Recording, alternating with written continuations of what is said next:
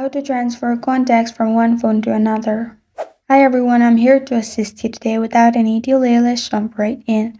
Open Contacts and click on Organize at the bottom right corner of your screen.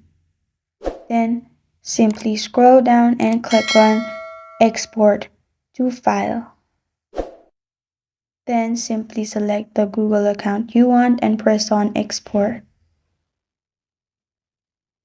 Save your contacts file. You can rename it or simply click on Save. After you've saved, open Files Manager and click on Download at the top.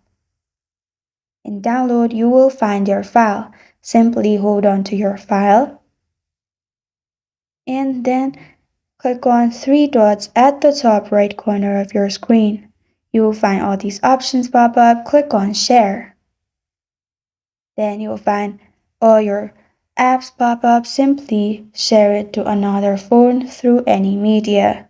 After you have done that, from another phone, you can simply import contacts. And this is how to transfer contacts from one phone to another.